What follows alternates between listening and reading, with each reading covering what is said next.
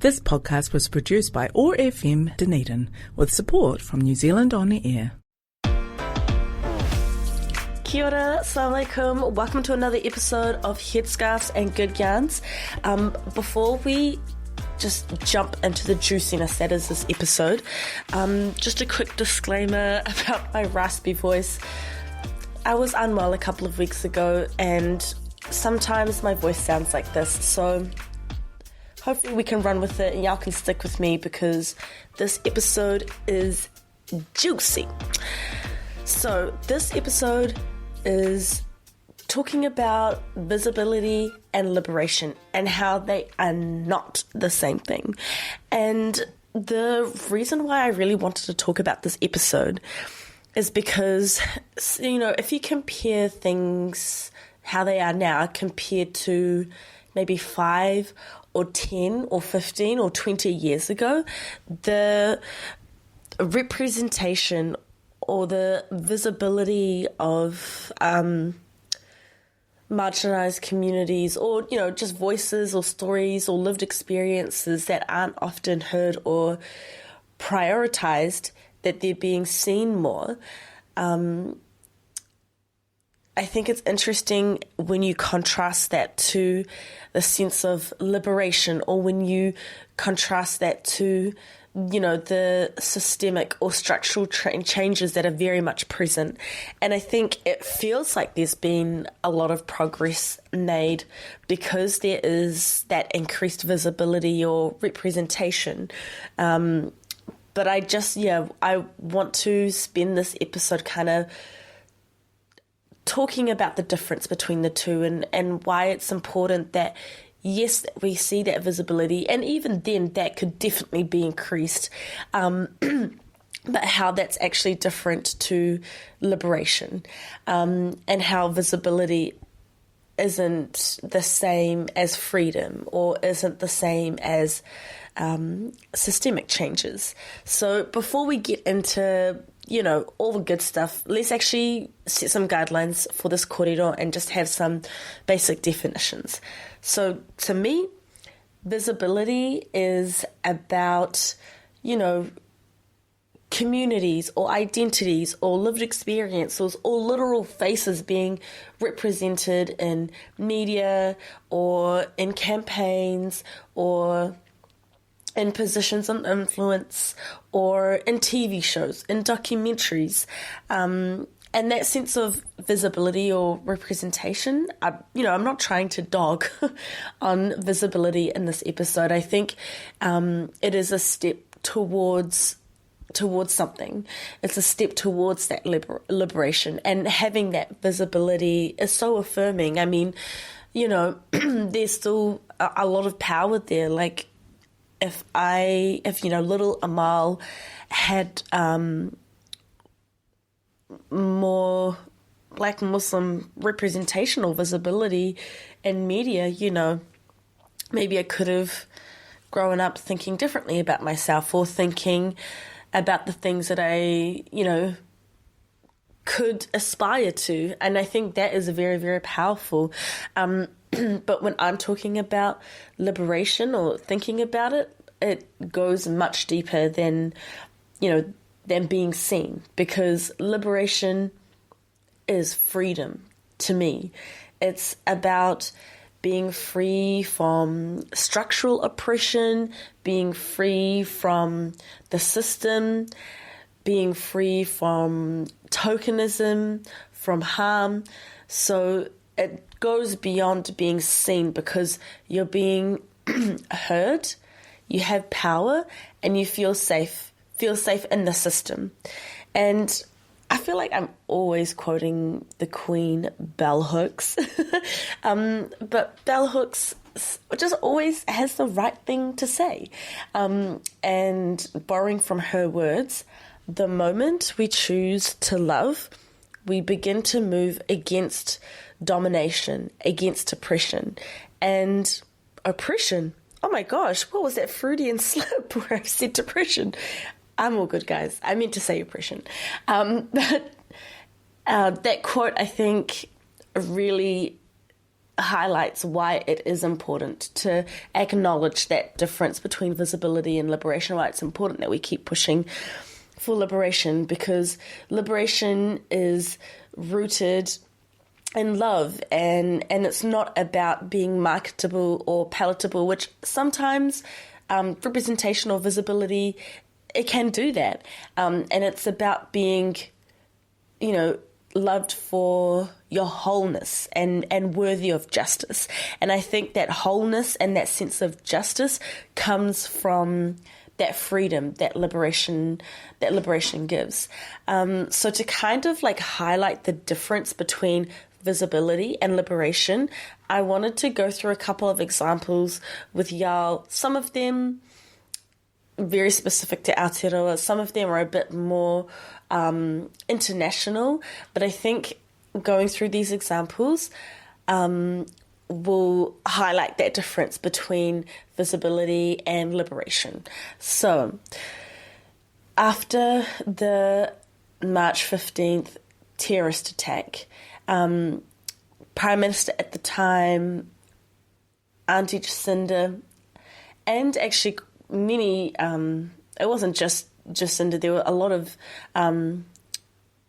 people around the motu who wore a hijab as an expression of solidarity. And the specific images of Jacinda, like wearing the hijab and embracing families, that just went viral. I think her whole thing of empathetic leadership was very much sparked from this moment, and there was a lot of praise because Jacinda wearing the hijab was seen as a symbol of compassion and tolerance and leadership. And I think because Jacinda did that, there are a lot of like non-Muslims who then also, wore the hijab in solidarity or, posted photos of them wearing the hijab. If I think back to life around then, I remember like just walking onto campus and seeing so many people wearing hijabs, or like, I think at that year we had there was a, wear a hijab event, and it was very popular that year. And one thing I do want to say with all of these examples is that the visibility or the solidarity, specifically in this case, I'm not saying that it wasn't a good thing to do or it was a bad thing to do. But I think when you contrast that expression of solidarity with like the lived experience of being a Muslim or wearing a hijab, there's a gap there. And I think that gap speaks perfectly to their visibility versus liberation. And so one thing, I'm very happy to be challenged on this, but it felt like, acutely around March the 15th and acutely after the terrorist attack, there was a lot of public support, and there was, people coming together under very tragic and horrific circumstances, but that doesn't change the lived experience, because even now in 2025, many years down the track, there aren't a lot of legal protections around Islamophobia. There isn't a lot of funding for community-led Muslim safety initiatives. We still very much need to address the systemic surveillance of Muslim communities. And I think, there was an article from that time, and I'm not too sure who was a sister who said this, but they said, you can wear the scarf for a day, but I have to deal with the consequences of that every day. And so, there was this visibility with Prime Minister wearing the hijab and many other people wearing the hijab. But that symbolism there, I think, was very comforting. But when it comes to the confronting mahi of, what it means to be a Muslim in Aotearoa, what it means to wear a hijab in a world that is very Islamophobic, that hasn't been addressed, and that still hasn't been addressed systemically. And I think, that gap there is, that visibility versus that liberation. Another example that I think is really, really important as well in highlighting this difference between visibility and liberation is I think I did do a podcast episode about this, or I feel like I did do a podcast episode about this yonks ago.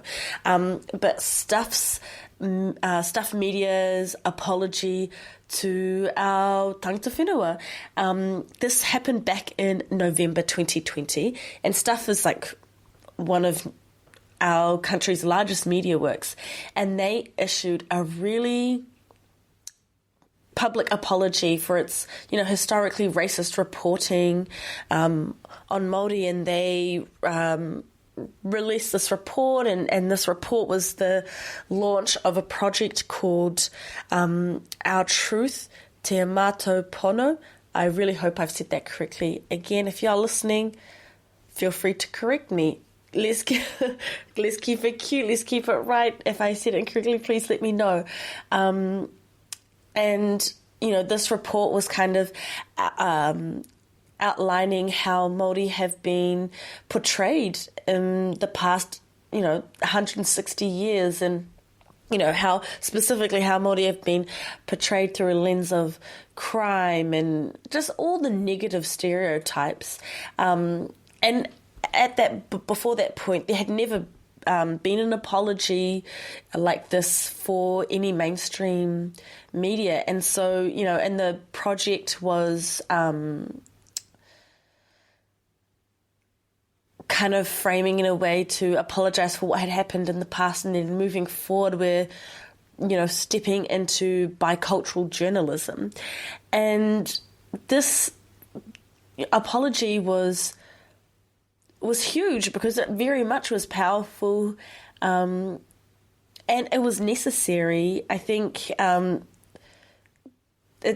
media is a huge tool in framing society and how we think about things and how we look at the world and how we look at community, various communities, and the media is not very kind to, particularly marginalised communities. And, I've said this time and time again on the show, where if there are identities that have that privilege and that power, one of the many things that come with that privilege and power is being seen for your full humanity. And, even saying this out loud, I'm just getting examples of how the media report, people who do have that power and that privilege, how the media report them when they do something that's not great, compared to, if someone who had come from a marginalised community had done something that was not great, how that is usually framed. And there is a big difference there. And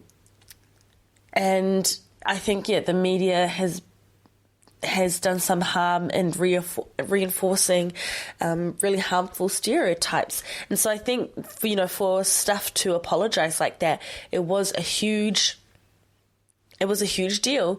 And it was an apology that was really necessary. So there's that visibility there that comes with that apology. And so, on the surface, it's like, oh my gosh, that's mad progress, props to Stuff. But when you think about the liberation or the lack thereof of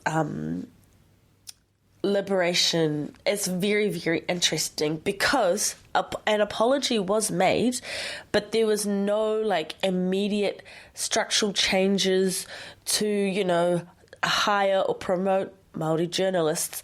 As far as I could find in my research, there was no editorial control given to iwi or hapu-led media partners.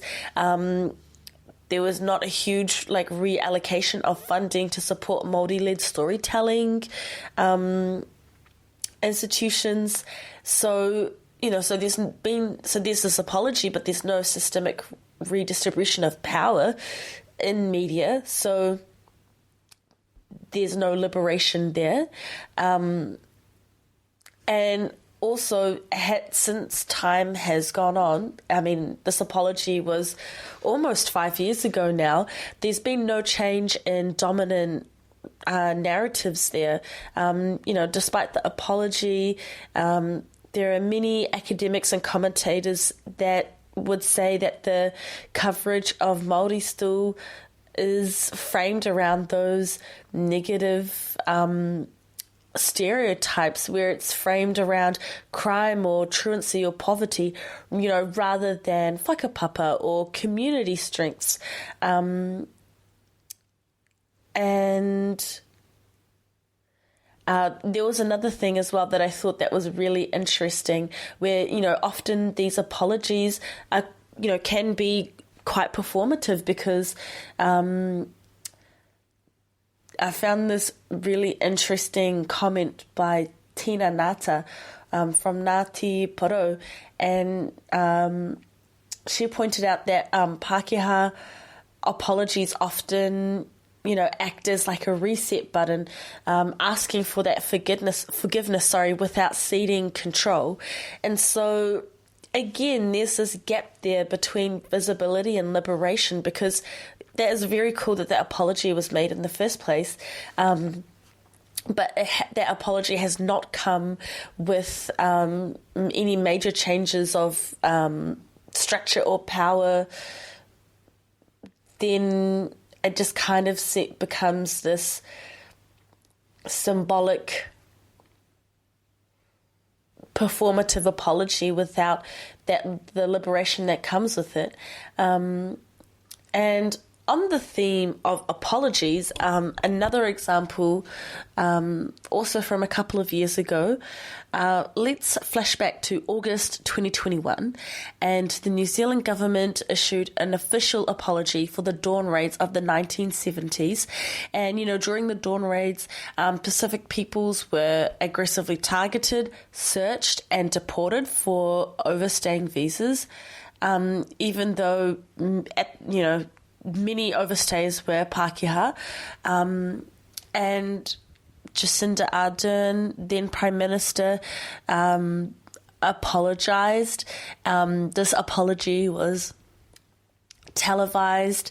It happened at the Auckland Town Hall in front of Pacific leaders and communities, and Jacinda wore a traditional Samoan ula fala. And so it was, you know, again, the symbology there with wearing the traditional clothing. It was very emotional because this apology was long overdue.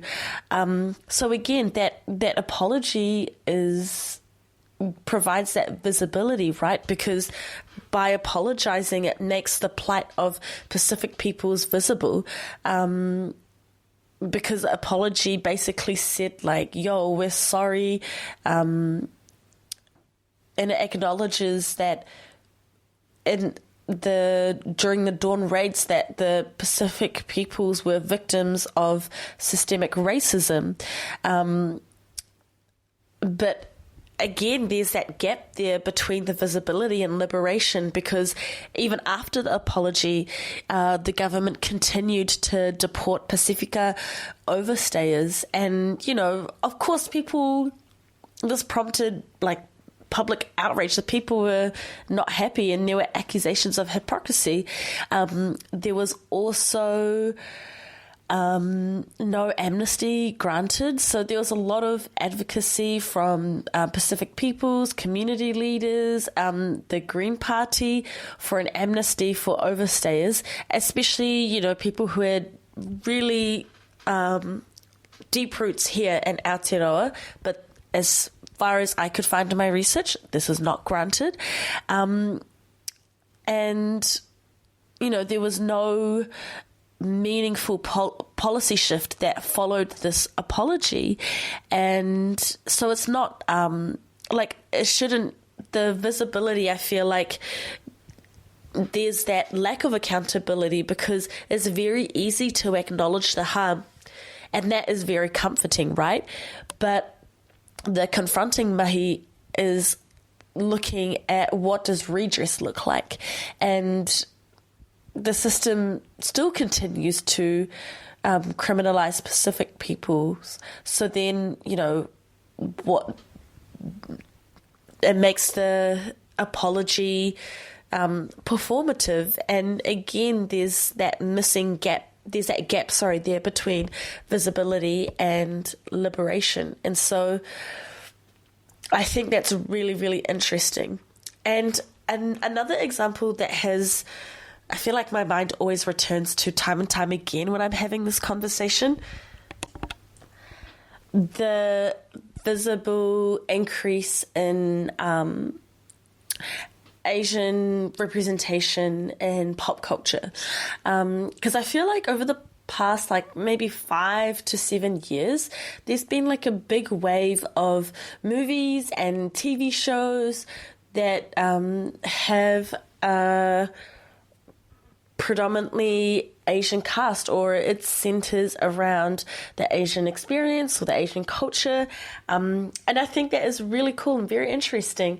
But it's been interesting looking at the gap between that visibility and that liberation.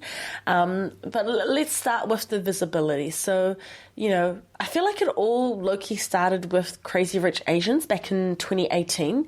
And that was the first major Hollywood studio film in 25 years with an all-Asian cast. Then we had Shang-Chi and the Legend of the Ten Rings in 2021, which was Marvel's first Asian superhero film. And then we had Beef in 2023, a Netflix show that had majority Asian cast. That's a really good show, y'all. You should watch it. Just a side tangent. And then we had Everything, Everywhere, All at Once in 2022, and that was such a cool movie. I feel like, yeah, my husband and I, we watched that and we were both just like crying, but we didn't want to make a big deal out of it, so we were just like silently crying while like eyes firmly stuck on the screen. I don't know why we try to keep it so low-key. Like, it was a very emotional movie. But anyways, a sci-fi drama about an immigrant Chinese-American family. And so, you know, these... And I feel like there's more. My brain just feels like I'm forgetting some in this list. But I feel like all of these works have made a really big deal in like centering Asian voices, Asian characters, and not, you know, because I feel like Hollywood has done a lot of communities dirty, a lot of people dirty. But when it comes to the Asian community in Hollywood, damn, Hollywood has done a dirty one with, you know, usually making Asian characters, you know, side characters or the comic relief. And then there was a weird stereotype about like making Asian men like just non-sexual desirable beings and then fetishizing Asian women. It was, I don't know, it was a whole lot of just messiness.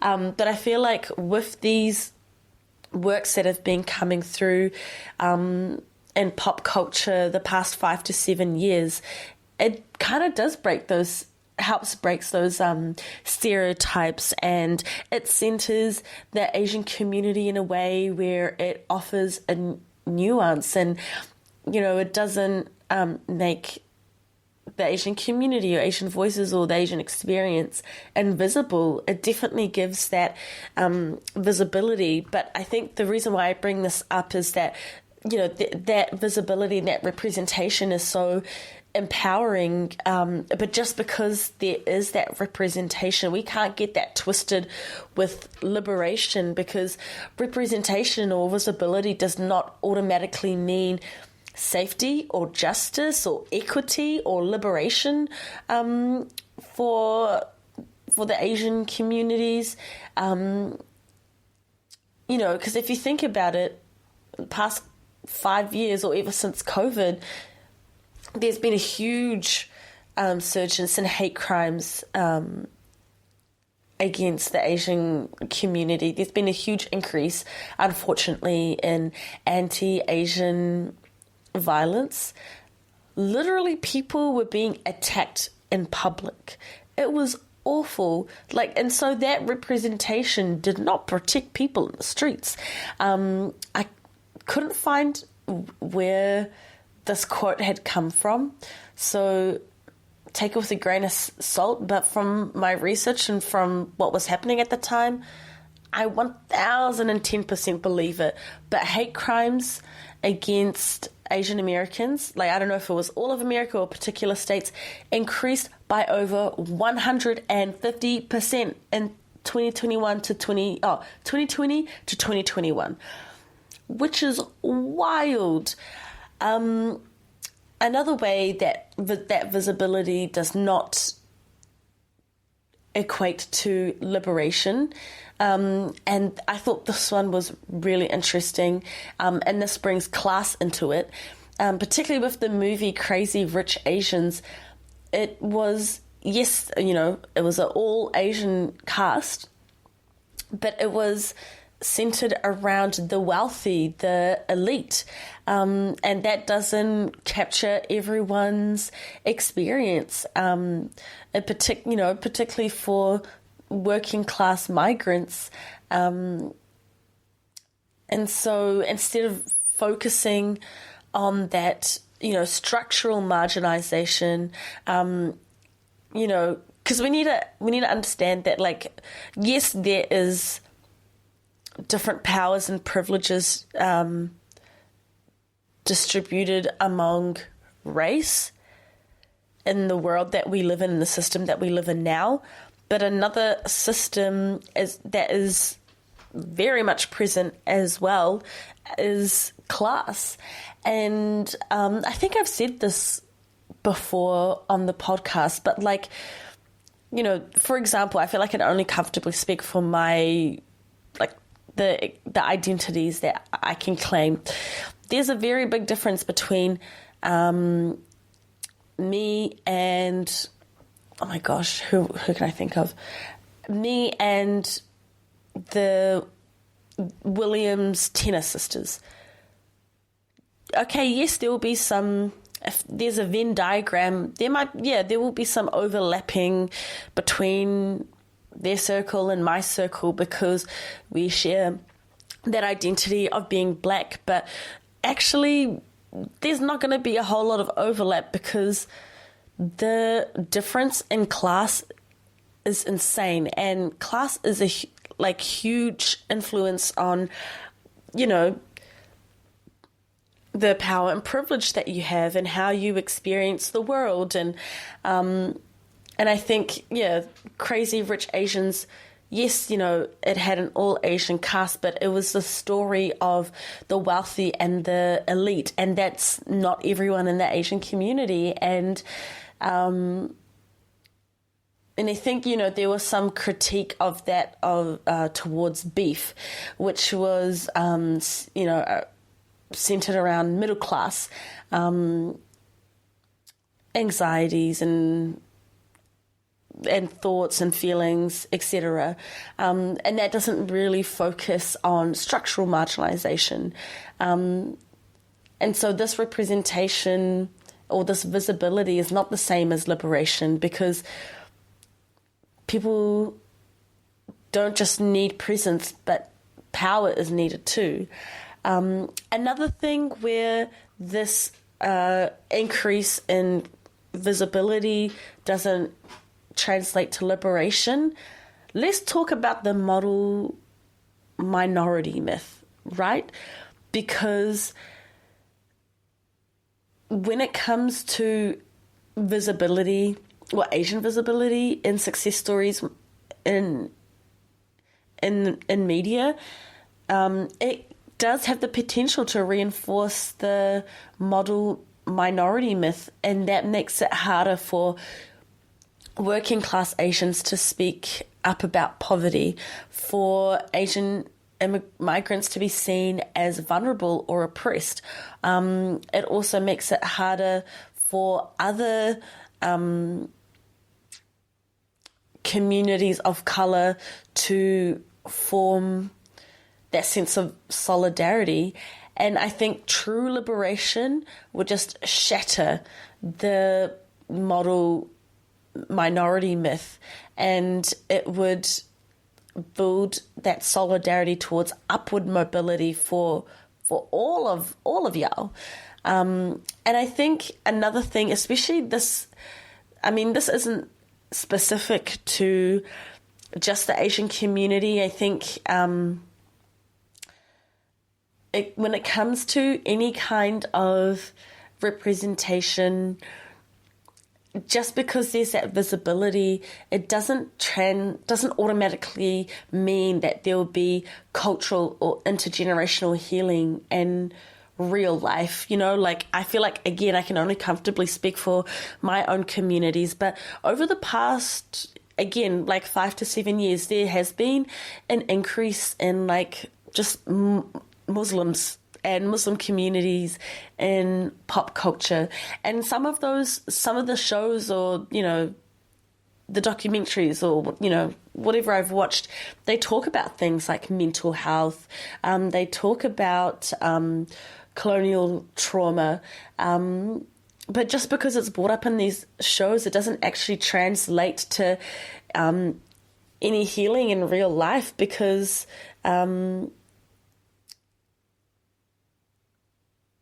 it still very much persists in the community. And I think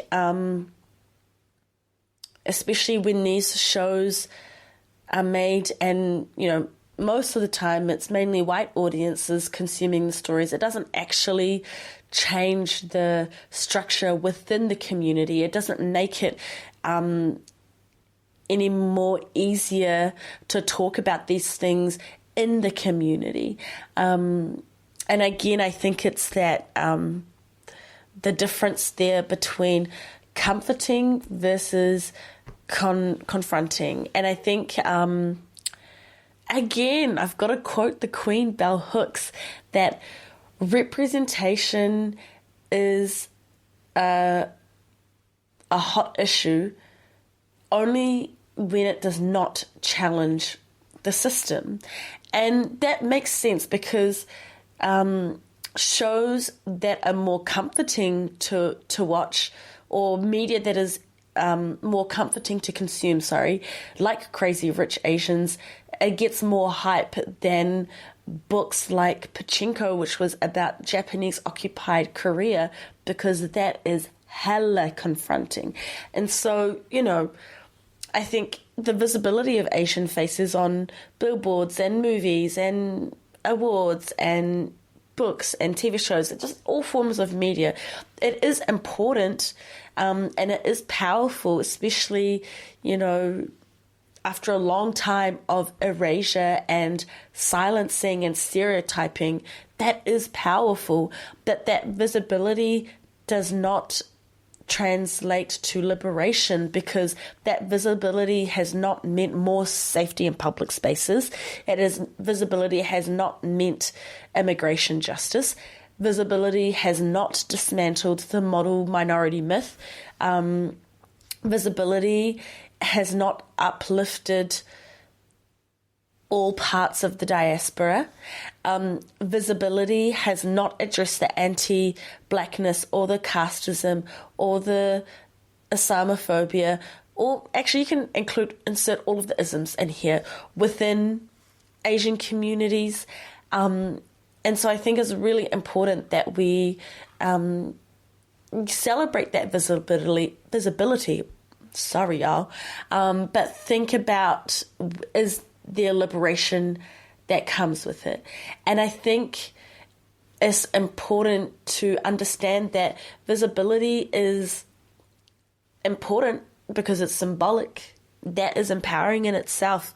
And I think visibility is really important because it's a foot in the door. But it doesn't actually mean that the door is fully open. It doesn't guarantee what happens after that door is opened. And I think liberation is what happens after the door is opened, because that is deep. It's structural. It's about what changes happens when we are invited to the room and who gets to have a say in shaping the room. And I think it's like that sense of shallowness versus depth is can be described by visibility is what people see. You know, when we're consuming media, we can see the faces and the voices and the experiences of marginalized communities. But at the end of the day, it's what we're seeing. Liberation, however, is what people are experiencing. And experience goes much deeper than what you're seeing, because when you're experiencing something, you are literally carrying the weight of the system on you and your lived experience. For some communities, some people, some identities, you know, that burden is so light. Like, I mean, you're living like a feather. You're just kind of breezing through the system. And when I say that, just a disclaimer, I'm not saying that if you have power or privilege that your life cannot be hard, but I'm just talking about it from a systemic point of view. For some people, identities, communities, that burden is heavy, girl. You are really feeling that when you are experiencing life and you're moving through this world. And so I think it's really important that we don't get it twisted, that when we celebrate representation or visibility, that what we're celebrating is what people can see, but we're not celebrating what people are experiencing. You know, just to really bring it home, visibility says, oh my gosh, there's a hijabi on the billboard. There's a Māori woman in Parliament. We've added rainbow flags to our campaign. We consulted a Pacific artist on the poster, and that feels good. It feels empowering. And I'm not saying that that's a bad thing, because it can open hearts. It can spark that curiosity. It can, you know, open that door where engagement and solidarity can follow through. But again, this is all surface level, because if we go back to those examples that I just said, you know, is that hijabi safe at school or her workplace or out and about in the public? Does that Māori woman have power, or she just constantly being outvoted? Are queer staff supported beyond Pride Month? You know, that Pacific artist that you consulted for the poster, were they paid well, or were they just being used for optics?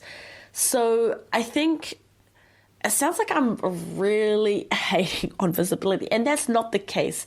I think visibility is important and it's empowering, but I think we need to reframe that visibility and what it means, because I don't think we need to reject it, because visibility is a step. It is part of the journey.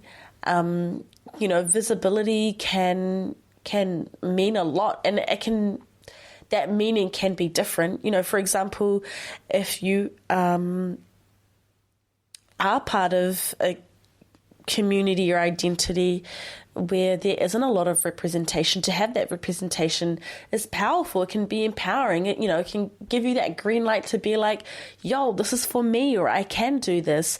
Or, if you are consuming media where there is that visibility, it can be that opportunity to let the coattails of curiosity and empathy take you by the wind. Girl, I don't know where you might end up, but hopefully it's somewhere good. You know what I'm saying? And you wouldn't have had that opportunity if there wasn't that visibility. So I think it's important. It is definitely a step. But then we need to then ask the follow-up questions of, who controls the narrative, who benefits, what happens next. And I think when visibility is weaponized, it can distract us from the deeper work of liberation that really needs to be that needs to be done. It demands to be done.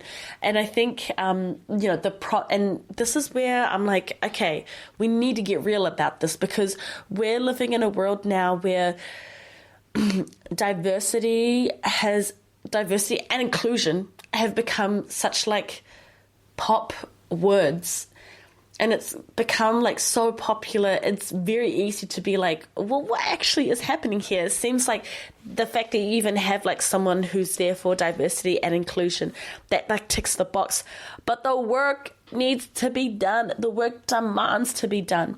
And I think we need to be critical of that. When it's used so much, the meaning of it can be lost. And so I think we need to really step in and reframe visibility, because, and I found a really interesting quote that actually more eloquently says what I was trying to say. So Sara Ahmed from the Cultural Politics of Emotion, homegirl steps in and she's reminding us, the promise of diversity can be a way of stopping conversations about racism, sexism, homophobia, and just insert any of the isms in here. And so, maybe the goal is to shift how we think about representation. We don't just want to be seen. We want to feel safe. We want to be heard. We want to have power, not just presence.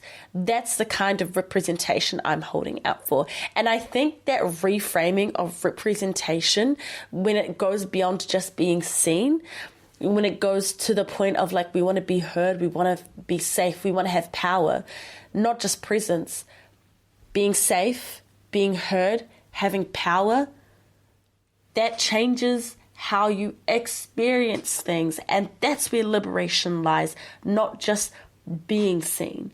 And I think that is really, really, really, really interesting, and really, really important. And I think even when I think about the difference between visibility and liberation for myself, I can think of the times where my presence in something, or my contributions to something, has kind of ticked that box of visibility.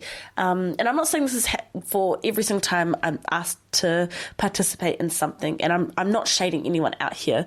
The thing about me is I'm not great at remembering details, but I will never forget how I was made to feel. And there have been some times where I have felt like the representation that I was offering did not make me feel safe or heard or gave me any power, and that it was quite superficial. And I think it's really important that we stay pressed about liberation, because visibility and representation, even in the past 5 years, it has increased so much. And again, there definitely could be more work. It's never enough.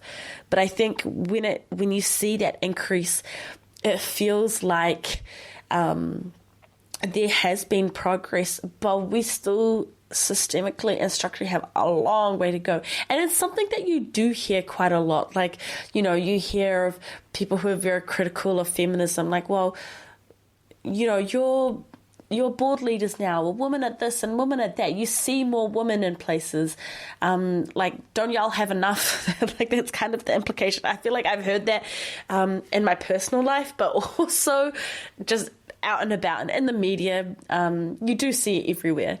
And I think this is where we've gotten it twisted about visibility and liberation. There's like, okay, sure, there's this increased visibility, but it doesn't mean that there's been increased liberation. But when you hear comments like that, it's very easy to feel like, oh, you know what? So true. Like, things... the fight is done. And no, the work still needs to be done. So I think it's dangerous on that level, but it's also dangerous because that visibility can make it feel like, oh yeah, like there's been a huge progression, like props to us, problem solved, the system works for all. But that is not the case. Okay, so every single time you see a sense of visibility, ask yourself, if it's related to your identity or your communities, am I being seen, or is this changing how I experience things? And if it's not related to your identity or community, think about how actually the same question applies. Think about how is this changing the needle between seeing and experiencing? I think that is where we need to reframe representation. So here are some questions that I want to leave with y'all listening to think about. Think about this as like food for, like a snack for your brain, and you're going to just have the snack nearby. You can have the snack when you need. But here are some questions. Have you ever been made visible in a space but not valued? I don't know what your answer is going to be to that, but if you have examples or times where you can think about where you made visible but not valued, that's the gap between visibility and liberation.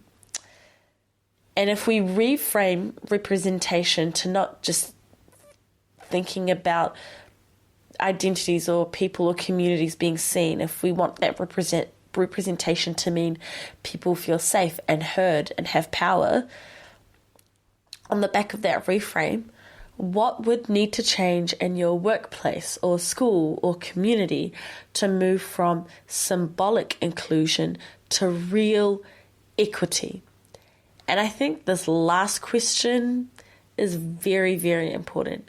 When you see representation, do you ever pause to ask who's benefiting from this and who still feels unsafe? And I think this question is particularly powerful because, say, for example, whatever the representation is that you're consuming, whatever media form it's in, when you ask yourself this question and it's not related to any of your identities or communities, that's an amazing opportunity to show some solidarity and to be an ally, because, like with everything when it comes to any of the isms and rethinking our systems, we really do need everyone to be on board.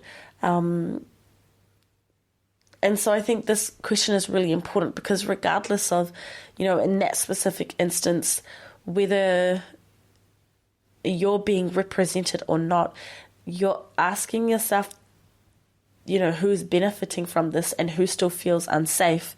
It very much, you're on the direct path of thinking to liberation and going beyond that first step.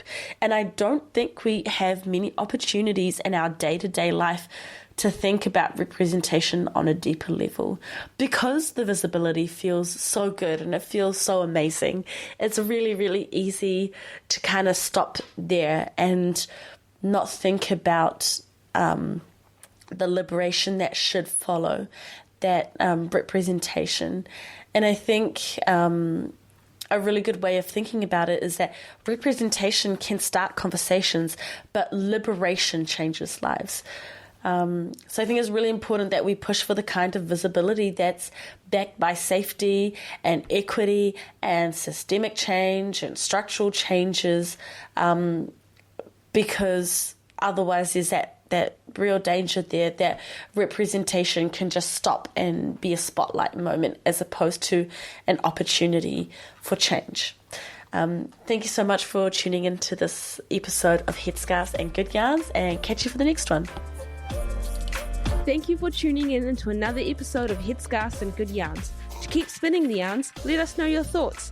You can find us on Facebook and Instagram at Headscarves and Good Yarns, or email us at headscarvesandgoodyarn@gmail.com. This podcast was produced by OAR FM Dunedin with support from New Zealand On the Air.